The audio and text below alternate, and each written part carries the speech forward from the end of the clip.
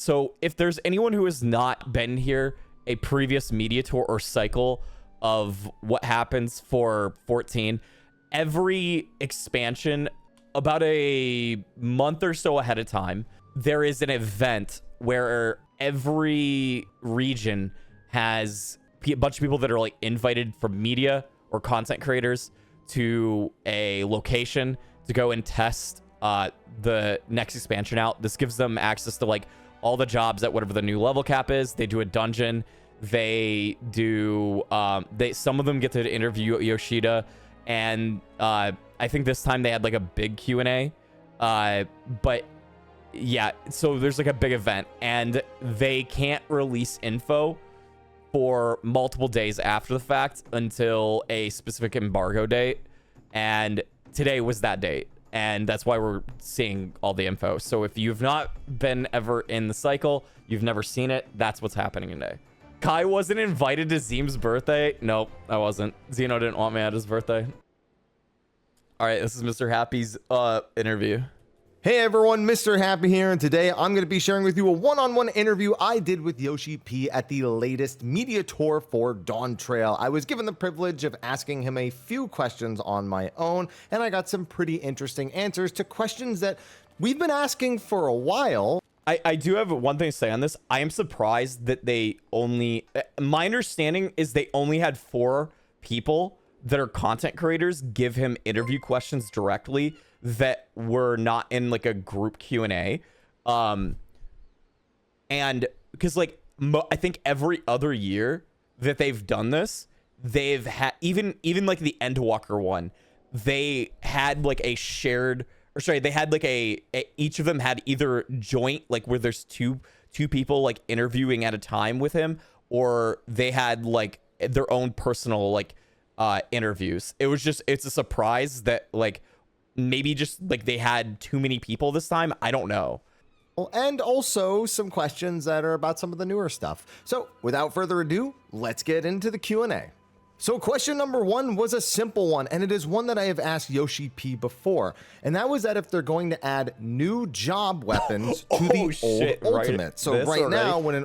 Okay, I'm 100% sure they're at least doing this for Viper and Picto, because there's like evidence of it in the benchmark, right? We already came to that conclusion. Ultimate released, it released with a certain number of weapons based on the jobs available, but as they've added new jobs to the game, people have gone back and beaten those old Ultimates with the new jobs. I'm fucking scared about really this being able to pick up a really that means fancy I have to go back and do reward. totems. We've been like asking about it for years, and I see. finally have an answer for you. So Yoshi-P gave a firm yes. They are working on new job weapons for old Ultimates. Now, there's no timeline that they can promise right now, just that it is in the pipeline itself. I can tell you, if this comes through Dawntrail and it happens, I will at least do UCOB, Uwu, NT possible again. I don't know if I will do anything else, but I will at least do UCOB, T, and probably Uwu again. I'm not kidding. I absolutely, this is my motivating factor to get back in Ultimates, because it fucking sucks being on Reaper or like any of like Sage and not having like a ultimate weapon. However, there was a bit of a stipulation that I didn't expect, something that matches some of the speculation people had after looking through some of the gearing options in the recent benchmark. So first and foremost, Pictomancer and Viper are actually going to be getting priority on this system. So why? Huh? Are you serious? That's fucking weird. Like, why? Okay, this is this has got to be what it is. It's like they're already working on them anyways, so it's like easier to. That's got to be the only reason. But like, that's fucking weird. They are going to get the new weapons for the old ultimates before the other jobs that are already missing weapons.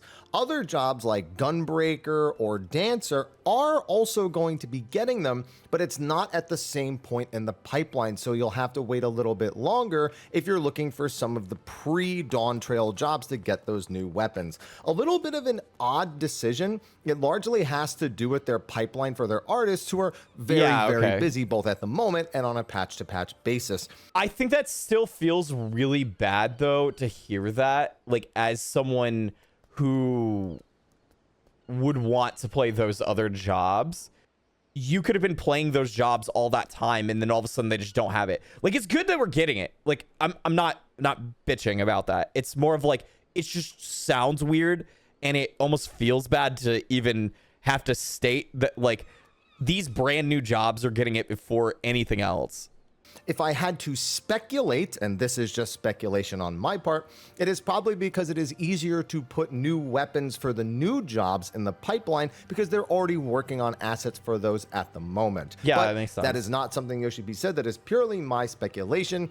All he said was, please wait a little while longer, and of course, please look forward to it. It's more of like it's understandable from like a workflow standpoint to me, like as far as like making things goes, because you're probably like, when they're making a new job or they're like making like a bunch of new weapons, right? They're probably like just going through concepts like over and over and over again, and like they're just shooting new like models and artwork out, and they're just like spamming through it, right?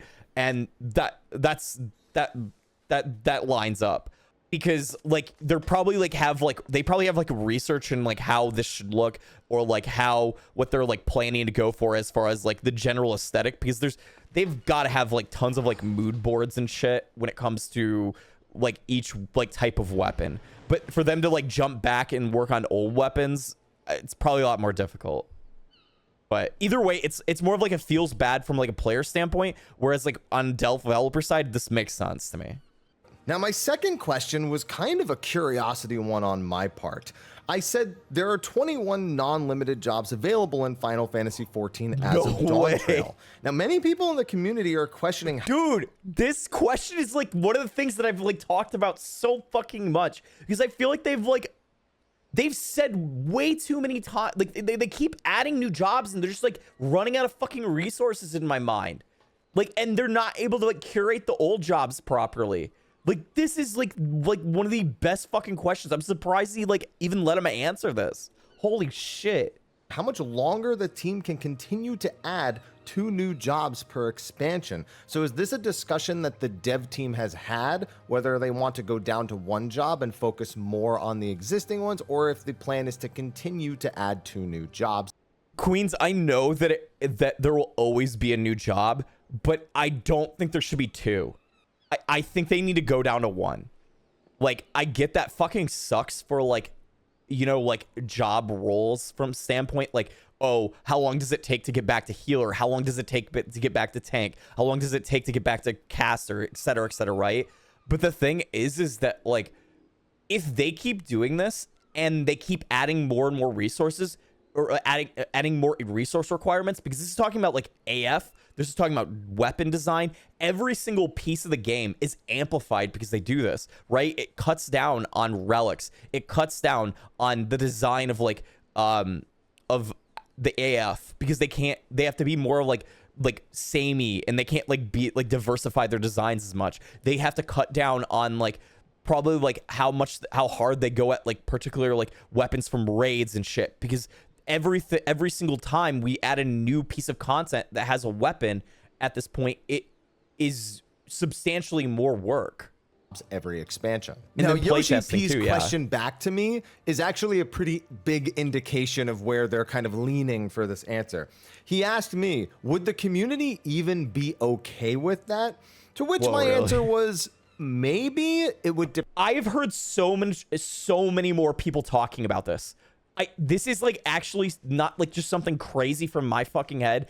I've said it a lot since like even Endwalker. I brought this up at pre-Endwalker, and I feel like it in the community in general, it has been more of a talking point, and it's specifically because they said, oh, 7.0 is going to be like just a little bit of an update for jobs, and then 8.0 is going to be like the real dramatic change, right, when it comes to like job design and like job identity. So the fact that we have to wait, you know, 2 expansions at least, and maybe even more depending on how many more jobs they add, like it's gonna feel I feel like that's gonna feel bad from a player standpoint, because you're kind of like, oh well, if it's 1 expansion you have to deal with like job design not being what you want for like your particular job, and you've been giving feedback, and you see a lot of feedback from your peers on similar things. If it's only 2 years, that doesn't feel bad, but when it's 4 years, 6 years, that feels fucking garbage. Like that makes you like I'm not playing this job anymore. This is my favorite job aesthetically. This is my favorite job like from a fantasy like standpoint of like why I want to play it. But like the longer that period grows, the worse it's gonna feel. Depend on the work that's done on the other jobs, though I do think people are largely comfortable getting 2 jobs per expansion. Now, after posing that question back to me, the question then kind of leaned away from being about the 2 new job additions and focused more on kind of the overall job system as a whole. So yes, they have had the discussion about, can they continue to add 2 new jobs per expansion? Is that the route they want to go, or do they want to do something different? He said, especially with the cap now being level 100, you know, they've been adding new actions, they've been trying to consolidate buttons, but rebalancing keeps getting tougher and tougher to fit new things in. See? Of course he's going to say that. The debt that you like build up because of adding more jobs is insane. And at the same time, they've also noticed that jobs have become more homogenized as they've continued to kind of implement feedback and, you know, just make additions and whatnot. So this is kind of a regurgitation of what he said during the last live letter, where he said in 7.0, things are going to largely stay the same. And in 8.0, we're going to focus a lot more on job identity. So he just reiterated it might be time to update or renew their systems. And for this, it's definitely going to take some time. He didn't want to talk too much more about it, similar to the live letter where he said, we can't even talk about 8.0 yet. We still have to do 7.0. He doesn't want anyone to worry, but either way, the team is always looking to make things more exciting for the player. So whatever route they feel they need to take to do that, they will. So a little bit of just, you know, it's not a yes, it's not a no, it's a lot of fluff, but at the same time, it's a little bit of insight into how the dev team is thinking as they're approaching new actions in every expansion. So for now, based on him asking me if we would even be okay with that, you know, I'll take that as a, you know, they aren't planning on stopping that anytime. Generally, raiders would be okay with this from a like standpoint of they would prefer like balance to obviously jobs and stuff like that, to like make sure that like everything runs smoothly for like raiding goes, and like jobs like feel good to play during raids and whatnot. That's what I would say for a raider standpoint. They're probably gonna be more okay with it, maybe like a 1 job thing at a time. I think the general player base that doesn't give a shit about any of this and just wants to play the damn game, they would be upset about this, and they would want 2 jobs every time like we've been getting. I think that would be the real like dilemma, and I would bet SU would side with the general player base more so than raiders specifically, because it doesn't make sense to only appeal to raiders when they're the lesser population. Although I do have the dilemma of what is actually best for the game as a whole. I feel like the 1 job per expansion would be better, but it's like it's tough because you, as a marketing tool, have 2 jobs every time is pretty standoutish. I think it's like it's tough because there is health of the game versus like promoting your game at like is the problem. It adds hype into options if 1 job doesn't fit the playstyle. The thing is if you keep doing that, Queens, I think it leads to a situation where jobs will get completely not allowed to be brought, and people will end up feeling like secluded, where I feel like right now in the game, unless you're in a like massive endgame raider, you're not going to give a shit about the meta. If you're going in Party Finder's the standard in my mind. When Party Finder starts excluding jobs, that's when the problem happens. If that happens at any point in time, and if they keep adding too many jobs, and they'll be like, let's just fucking say no Pictomancers, no Summoners, right? And it's like red mage and black mage only for whatever fucking reason, right? And that's where the problem comes in, is you're completely leaving out a group of players from even being able to join content because the general player base as a community has decided, fuck this job because it sucks and the dev team didn't work on it properly. That's where like, in my mind, the problem comes in. Where do you do that with Blue Mage? Doesn't count. That's a limited job. Oh yeah, no. It's happened before. No. I'm not saying it hasn't happened before. It's when that happens too frequently and it becomes more of, it becomes more of the norm. That's where I'm, oh my God, what is going on? I hit full screen on accident. When that becomes the norm, every single time there's an update, even like a patch update, right? So let's say 7.0 rolls out. Well, fuck Pictomancers, fuck Summoners, right? Patch 7.1 comes out. Oh, those are fine now. Fuck Black Mage and fuck Viper, fuck Bard or something like that at that point with the changes. 7.2 comes out. Oh, Warriors fucking shit all of a sudden. And then there's like, you have to have a Paladin no matter what. And then there's like, fuck like White Mage and fuck Reaper all of a sudden. Like, that's what I'm saying is, like, if that is the norm, always the case of the general player base, this is like a WoW thing that happens. Like, WoW players do this. And I don't think that's healthy. So constantly adding more and more options, just because you have more options, if they're not balanced properly, it causes issues in my mind. That did happen in 6.0 with Machinists. I don't feel like I saw it a lot in Party Finder where people were excluding Machinists, period. Did it happen? Yes, but it wasn't like the norm. There's the norm, and then there's like... There's the norm, and then there's the players that are just being meta, right? There's two different things. That's what I'm saying. Remember XI, you brought anything other than war. Exactly. Yes, exactly, Shiro. Exactly, Shiro. There's no... Hold on. Trying to, like, think about it from the sense of, like, will players give a shit about the meta? You're not beating that. I want to be very clear. Player mentality when it comes to meta, you will not beat players that want that. That's never happening. It's when the meta becomes the norm and is enforced by everyone, or is enforced as like a whole, like 90% of the time. That's when it's like the problem as far as balance goes in my mind. If there's ever a point where people are excluded and like completely on a class that isn't blue mage, I feel there's an issue. And that's where it's like gone too far of like you've added too many jobs. You're not balancing things properly. Because I don't truly believe most players want to seclude a job. It's that if this job is such a fucking hindrance at that point, or these jobs are such a hindrance at that point, that it makes it so much more difficult to clear.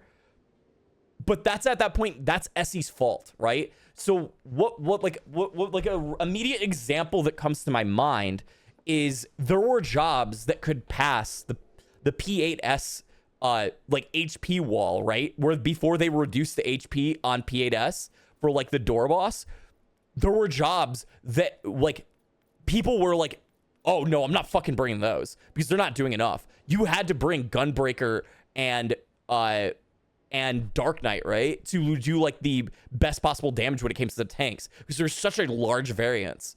And I think that I don't remember the other jobs at that point in time. I want to say it was like you needed a dancer, you needed a black mage. I don't remember what the melee were. I think it was like ninja and something else. I think there was a lot more variance in the DPS, but I remember specifically Dark Knight and Gunbreaker being a thing that was brought up. That was week 1. Yes, I know that was week 1, but most week ones you can get by with most job compositions in most of the tiers.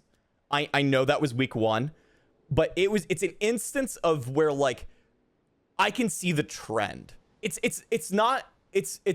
understand that it's week 1, but it's a trend that could lead to issues. That's what I'm getting at. I don't want the trend to continue where it like goes farther and farther, right? And I don't think it should happen in the first place.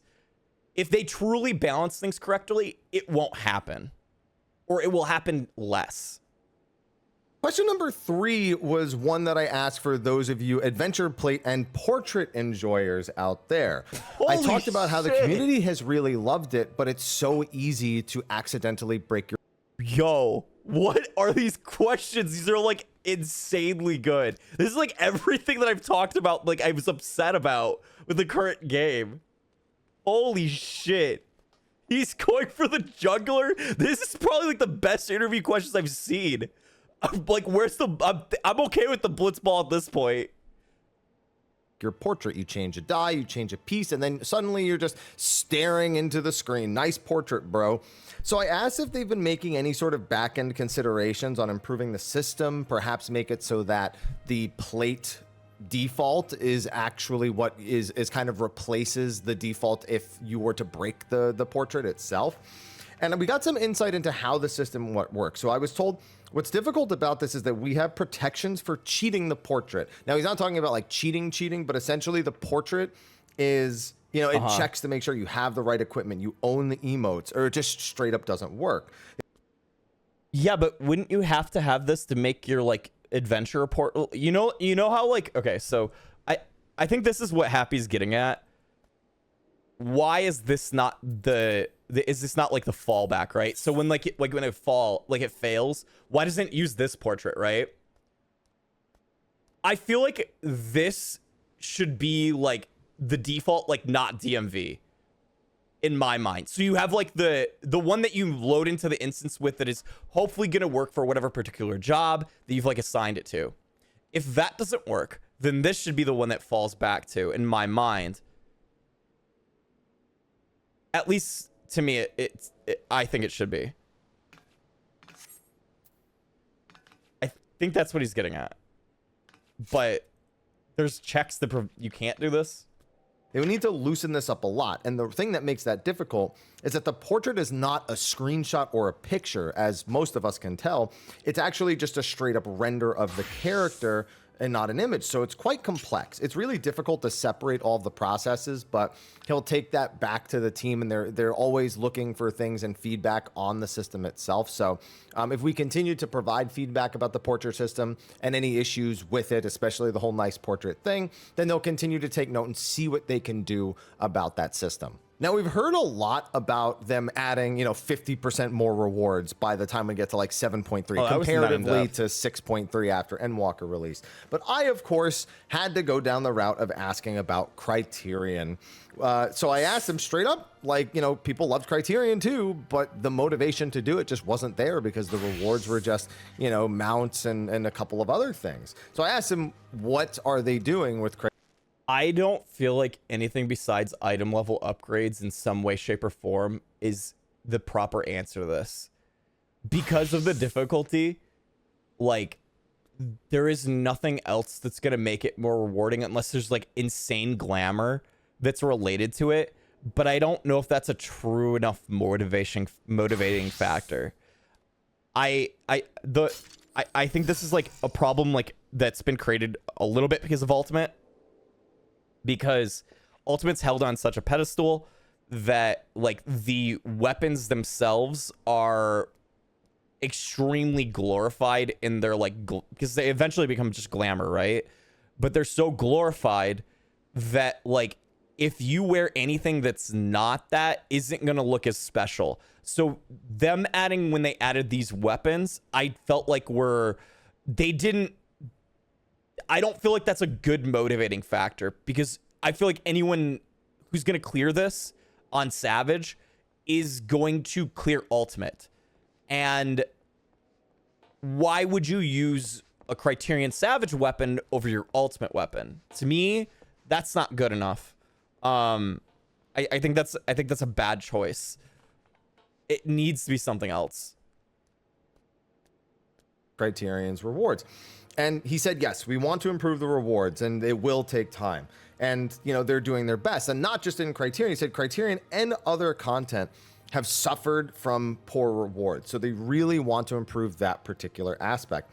He then reiterated that by 7.3, there will be that 50% increase. And this includes, he said, variant Criterion and, of course, the new field content. And the big thing he wanted to stress is that he doesn't want to just... I felt like Eureka and Bozja had good rewards. What? I mean, I'm not bitching. I'm happy. I'm happy to hear that. But I don't feel like they don't need a whole lot more. 50% of what? For 50% rewards, I don't know what the fuck that means. Add another minion or add another mount or an emo. No, he wants to add actual gear. Okay, now, that's good. That's good to hear. It was not specified when he said actual gear. You know what was really good? I feel like there was a huge motivating factor for Eureka was the elemental gear. And I know not everyone likes glowy shit. I don't particularly like glowy shit. But I do feel like elemental gear that glowed was a huge factor for people doing Eureka besides just Baldessian Arsenal and the relic step. Because when people saw that, it's a big glamour piece that, like, for people who like that kind of stuff. So adding stuff like that to me is a big motivating factor at any, like, if Criterion has that or you know, the field operations stuff has that. Like, I think it's really important to have. It is really, really important to have. Like, one of the big things that, like, stood out for people, especially in, like, the was it Abyssos tier? I think it was the Abyssos tier where they had the big ring on the back with, like, the effect. People, like, were, like, freaking the fuck out when they saw that for the very first time. It was, like, a major standout, like, piece of, like, armor as, like, really cool. And I think anything that kind of has a glow on the piece of armor itself, even if people say it's too WoW like, I think it still motivates people because, you know, like I was explaining earlier, I think ultimates give you already, like, a glowy weapon. Where's your glowy armor? Here, if that was an item level increase. He just said the words actual gear and actual armor. So we may read into that and be like, oh yeah, we're getting gear upgrades. I want to be clear that was not explicitly stated that this new reward would have item level, but he did also take the time to say we have seen the feedback. We have seen that people are asking for better rewards from Criterion and from other content. And that's what we want to do to improve it. So if they have really been looking at the feedback, a lot of the feedback has been to provide item level and, again, actual gear. So I can be optimistic about that answer. I just want to add that disclaimer. It was never explicitly stated that this would be gear that increases your item level. Just so you don't come back to me later and be like, I don't think that's important. No, I'm covering that here. So I think if it's a glamour based item, but whatever content it comes from. So say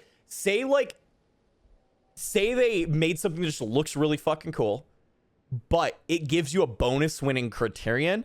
So it doesn't need to impact outside the game. I think this is, or outside the content. This is one of the, like, peak things to me about Eureka and Bozja is the elemental gear from Bozja was insanely good to have because it boosted your elemental, like, status or your, like, elemental affinity while in Bozja, and it gave you damage bonuses. It made you basically, like, this is how I always looked at Eureka.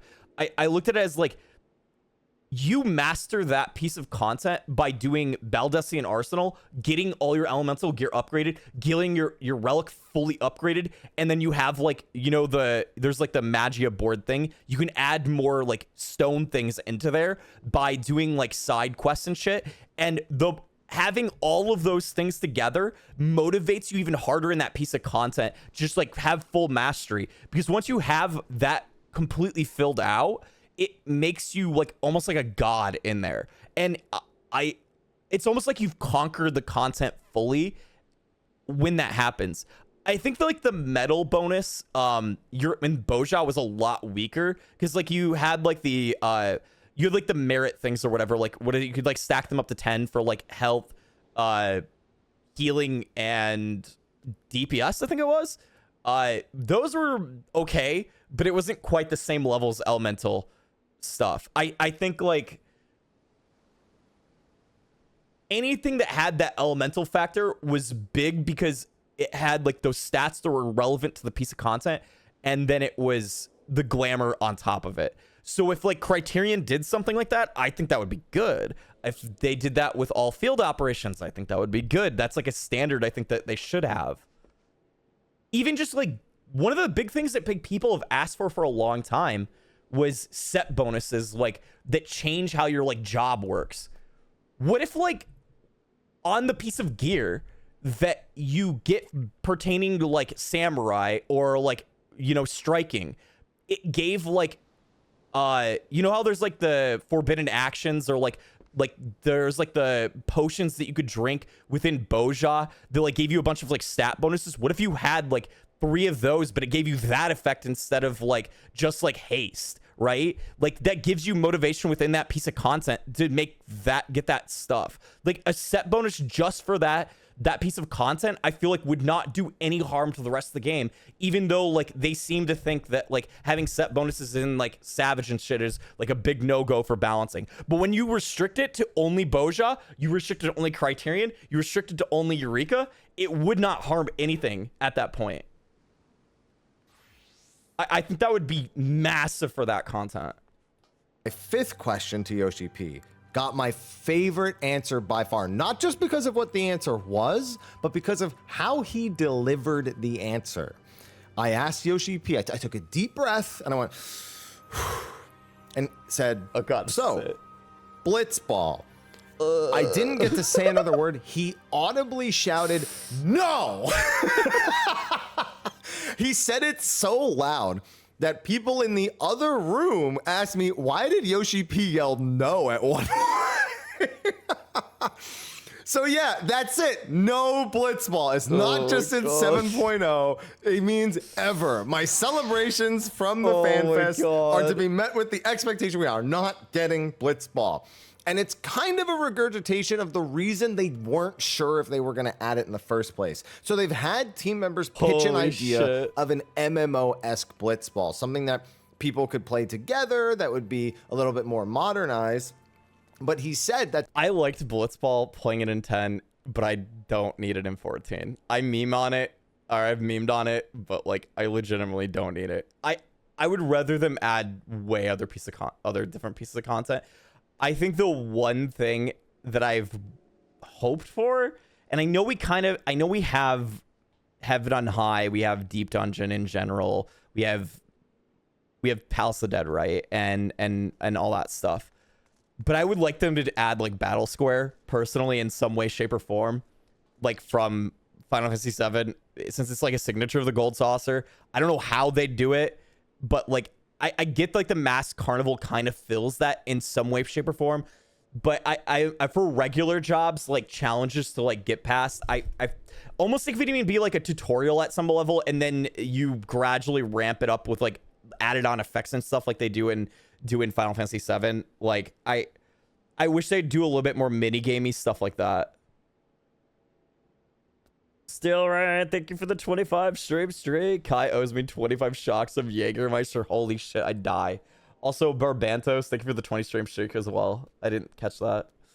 I'm sorry. Mage Tower? Yeah. That's a good comparison. It's like from WoW. I'm not trying to take away the thunder from like I'm not trying to take away the thunder from Palace of the Dead or like any of the deep dungeons. It's just I think it would be cool to have something in the Gold Saucer that's like that, since it kind of like ties back to 7 and where it even came from. It's not the nostalgic version that people came to know. So is it really the same as adding Blitzball when it's Blitzball in only name and not in its other functions? On the other hand, if they add Blitzball, as it was from Final Fantasy X, he's worried they're going to put all this work into it, people are going to play it once and then never touch it again, which was my chief concern about adding Blitzball. So because of the concerns over replayability, because of the concerns over making changes to make it more replayable, but at the same time sacrifice... You know, they added the Chocobo racing like challenges. I feel like that's not too far off of like the replayability thing. I don't know. And I feel like Mahjong doesn't have a massive amount of replayability outside of like socializing factor. I know it's a lot bigger in Japan though. What Blitzball actually is. The answer is no. So we can stop asking about it. And some of y'all out there are gonna be like, oh, yes, of course he said no. He's not gonna answer that question with a yes, Happy. That would be no, it's not happening. He was very passionate about the no. And he was glad to hear that I wasn't asking for it because I wanted it, just because I needed to ask because everyone asks. Okay, moving on. My next question was about them combining the subscriptions for Final Fantasy XIV and Final Fantasy XI, because we do have the Final Fantasy XI raid coming out. So I think the exact same thing. What the fuck? Why is this not like, why is there not a joint subscription? They had it at 1.0 and all of a sudden it just disappeared. I don't understand why they didn't keep at it. I'm assuming it's because 1.0 wasn't making them enough money to like warrant this, but why did it stop there?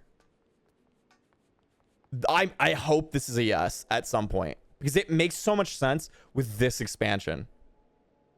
You'd assume they might do either some campaign where it's like, you know, cheaper to buy the game or to log in or whatever, or of course that long coveted, you know, combined sub, something that existed back in 1.0 when the systems were more closely tied together.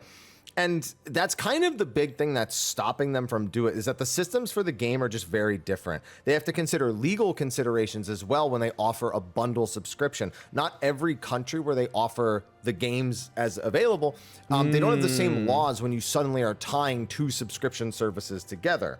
And so between the systems and... I mean, they could just do limited availability, because I assume like the pricing differences between the region, like if they have regional pricing for any of this, that would obviously cause conflicts in the background and potential legal issues in some countries where the games operate that could become a... MOG Station versus Play Online. 11 doesn't use payment through Play Online anymore. 11 goes through the Final Fantasy, the Square Enix account, just the same as 14 does. It's just not called a MOG Station. A bigger headache down the line. There's concerns. They're not letting them stop the idea as a whole. And in fact, they have been checking and updating their database on the back end to see how they would achieve this, given how different the game's registration. So it sounds like they're working on it. It's just not there yet. Especially with, he specifically labeled Play Online being one of the major concerns. That how is Play Online still an issue? Like outside of logging in, like you don't pay through Play Online anymore. What the fuck? You pay through your 14 account or your Square Enix account. What the fuck? Why is this an issue? Login might be a problem. Yeah, maybe. Comes into this. So they are actually still looking into it and doing more research. It's something they don't want to like say no to, but it's also not something they can just say, yeah, absolutely, let's just flip the switch for. So there you have it. I tried to get a newer answer on that one, but we kind of got the old one just, you know, a little updated, I suppose. And at this point, I had kind of exhausted all my questions. I was told I was going to get 4 to 6, and that was the 6th one. And so I was like, okay, I need another one. So I remembered back at North American Fan Festival, when it said plans for Deep Dungeon, they very specifically stated that they weren't sure they were actually doing a Deep Dungeon. Wait. They said they weren't sure? What the fuck? It was like on the slide. If it's on the slide, like that makes me think that it's going to be there no matter what. What does that mean? So they're just plans. They might do something else. So I asked, you know, what other content would you possibly do that would replace Deep Dungeon in Dawn Trail? And he said that he couldn't say because it would be spoilers. I don't understand this question, because that's not... It's literally on the slide. Am I crazy? They said they're on the fence, but why would they put it on the slide? Just because they said this is included in the expansion. It's weird to me. he did. But the big thing he wanted to emphasize on is the amount of work they're putting into the other content that is very much set in stone. So he said, for example, we're working on that new field content and we're putting a lot of work into that. Please, it's seriously one of the most important pieces of content. I don't give a shit how many people fucking hate Eureka and Boja. It is one of the most important pieces of side content. Like, that will never change my mind. It is the biggest mistake of Endwalker. No one will change my mind on this. Anyone who says otherwise is wrong. I'm sorry. So with Deep Dungeon, it just might make more sense because we've already done Deep Dungeon. We have kind of a formula for it that, you know, we can update certain bits of it, but we can keep the core systems there, which makes sense. Then they can save. There's a ton of people who don't have to do like brand new system work and setting up entirely new things for us to mess with. So maybe they'll go for more than 100 floors this time. Maybe they'll. Oh, okay. So I get it now. He's saying like, they're not going to iterate it on more than just like when it's already there. Okay, that's fine. That makes sense. I don't think they should, by the way. I think Deep Dungeon as is, for the most part, like systems, like they work perfectly. If they even added like more floors on the pre-existing ones that are there, just at higher levels, I think people would be happy. Like if you added like 100 new floors to like Palace of the Dead, Eureka Orthos, or Heaven on High, I think people would be happy with even that. Does it need to make sense necessarily? No, but they could be like, it just goes deeper or higher or lower. I don't fucking know. Make some shit up. There's like a new portal or some shit. But like, I feel like that kind of thing would like, it doesn't have to be an extension of like the previous one. You could probably jump to where like you start at the brand new one, but just using even the old systems, like I don't think people would care. I think people would be plenty happy. They'll add something that's more challenging, but they don't want to say, but ultimately they're leaning towards the Deep Dungeon because it would have the same formula. So in that case, also don't expect the Deep Dungeon to have like a sweeping change. If you know how the current ones work, they wouldn't be like rewriting that from the ground up. He also wanted to reiterate that they do have content that is completely unannounced at this time. And that's normal. You know, we don't usually learn absolutely everything we're going to be getting. Dude, this expansion's so fucking packed. Everything they've announced is stuff that was in Stormblood, and Stormblood was like the most content-rich like expansion. How the hell are they adding more? The only thing I can think of is like there's like the Monster Hunter collab that I would have to think is coming.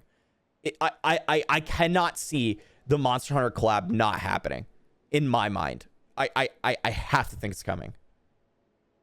No. He said they're doing Deep Dungeon. They're just like, they're not like, he said that they're not going to iterate on it more like in a new like mechanical level. The big thing is that after Dawn Trail releases and things calm down a bit, they want to go over the patch plans for the rest of the expansion. This is something they did for Endwalker, and it was greatly appreciated. So it sounds like we're going to be getting a 7.1 to 7.5 patch plan at some point. He doesn't explicitly state that, but he makes a statement that makes it sound like they will do that. So please look forward to that as well. And then I still got one more question, and I was really I was not ready to get as many questions as I did. So I did something for you Black Mage players out there. I know Yoshi-P plays Black Mage. I know he had to have been heavily involved in the changes that came to Black Mage in this expansion. Be sure to check out my Black Mage video that will also be coming out at the same time as this. This is what I'm talking about, guys. One of the major concerns has been about the fact that MP requires you to cast an ice spell in order to gain it back. However, there are Black Mages that have the concern that, you know, they'll want to, you know, swap over to ice and gain their MP back during like a down for the count style phase. So like, you know, the final phase going in the top where you're completely stunned and you can't do anything. You can't just like spam Umbral Soul or something. And he said that the job is actually balanced under the idea that, yes, you will do like a Swift Cast Blizzard 4. You will just do an ice spell upon coming back in order to continue where you left off. I don't know shit enough for Black Mage how this matters at all. I mean, I understand like Swift casting probably Blizzard is probably fucking annoying for people. And it's balanced in such a way that, you know, you get that ice bit out of the way when you come back, and then you'll spend so much time in fire that it won't even really matter. So it does seem like it is intentional that if you do a down for the count style mechanic, you're almost certainly going to be Blizzard 3, Blizzard 4, when you come back. And High Thunder as well. This video will be out the same time as Black Mage, so I can just use the new Black Mage spells names.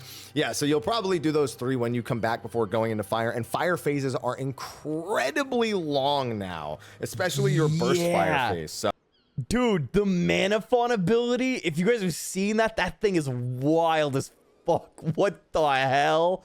Like, I was like, god damn, that's insane. Like, it gives like a billion fucking buffs and like changes dramatically. I feel like how long you can stay in fire.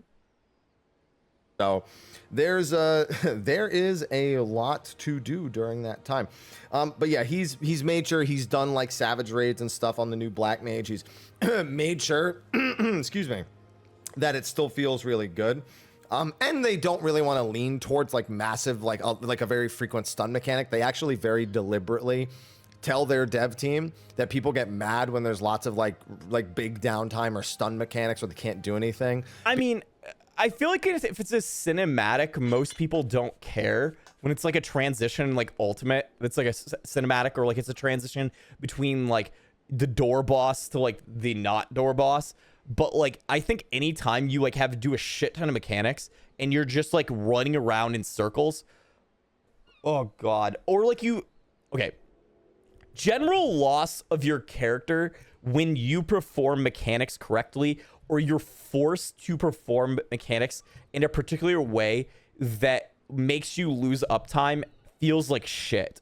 Like, because like if there's like a stun, like what's like the, you know, the it's P6S, or like I think when you have like the effect go off where there's like that debuff on your back, it's the wing, or like the shoot forward, it stuns you for like 1 or 2 seconds, doesn't it? Because you have to do like the animation to like cast like the debuff, if I remember correctly. Like that fucking sucks. I hate that. I don't think they should do that at all. If they made it so like it just shoots it off, like the petrify breath and stuff like that, that's fine. But like, please don't stun people. Like, that's so frustrating.